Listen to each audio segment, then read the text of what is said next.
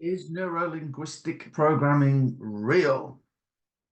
Okay, so my name is Paul Turner. I've been qualified in neuro-linguistic programming now for 7 years, nearly eight.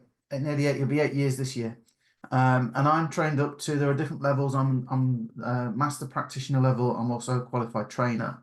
But I tend not to go and kind of teach what typical people do in network marketing. What happens is a lot of people become NLP qualified to then go and teach NLP. I like to work with clients and help them achieve their outcomes.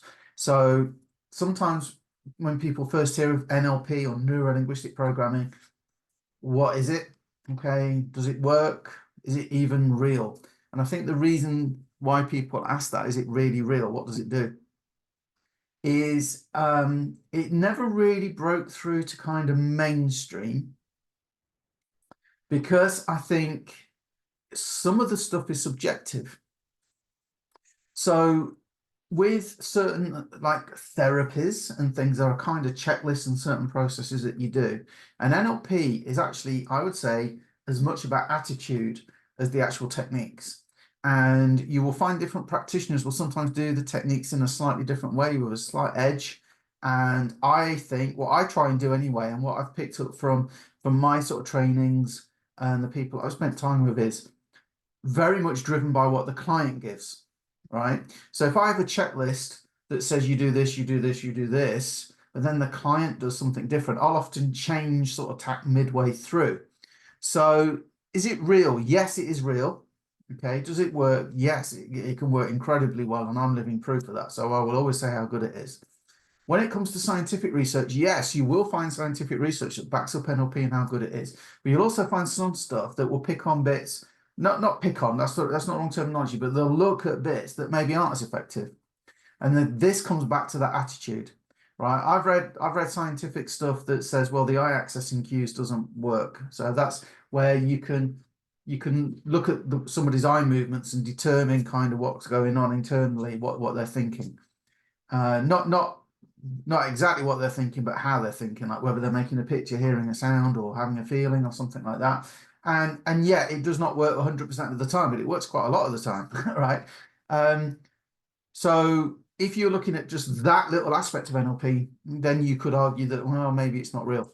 But everything else is. And the reason why I say that is because it's how our brains process information. It's the language of the brain, how it talks to itself. Your brain talks to you.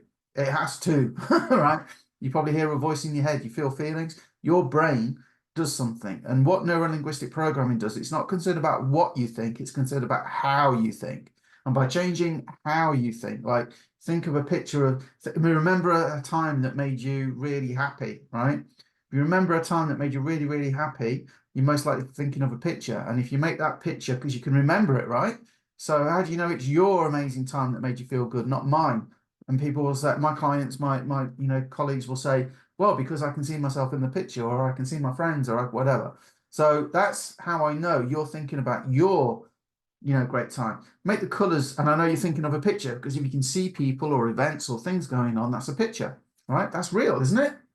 It's as real as something in your head is. And then I know that if you make those colors brighter and you turn up the contrast and you make the picture bigger, for 99 people out of 100, that makes the feeling better. And if it doesn't for you, put it back the way it was, right? Okay. I know that most people hear a voice in their head, especially when they're doing something wrong. And I know that if I say, just allow the voice to change to Mickey Mouse's voice, they start laughing at things that were making them less than happy before, let's say, right? With some amazing, significant results, right? And a lot of NLP is about that. It's using the five senses: visual, auditory, kinesthetic, which is feeling, olfactory, which is smell, and gustatory, which is taste. The main ones being visual, auditory, kinesthetic. That's how our brains work. And if we can manipulate that, change it, okay, then you can change how you think about something. A good example is a guy came to me and he didn't like eating fish, but he wanted to eat fish for health reasons and so on, and other things as well. And I actually have a video of him. You can check it out on my website. If you go to mindmasterymagic.co, right? Mindmasterymagic.co. You can pick up I have a book. I did. It's only $7. I've kept it really accessible. It's not about selling you the book, but you'll see a video on there of this guy who didn't like fish eating fish. Well, tell me that, isn't real. He'll explain it on the video. So yes, neuro-linguistic programming is very real, but it's, I believe, when done best, okay, it's working with a client or a colleague, and as everybody is individual, right? It's hard to pin down sometimes, like exact, do this with that situation, do that, do that, do that. And if you want sort of proof that it works, look at Tony Robbins. If you go and read his first book, Unlimited Power, it's NLP, right? And look how many testimonials he's got, what amazing transformations he's made with people, right? So yes, neuro-linguistic programming is real. Okay, it is real, as far as I'm concerned. Does that mean you should do it? No, it's entirely up to you. But it has made significant changes for a lot of people in a positive way. If you want to know more, like I say, I keep my book accessible. It's only $7. Check it out. See you on the inside.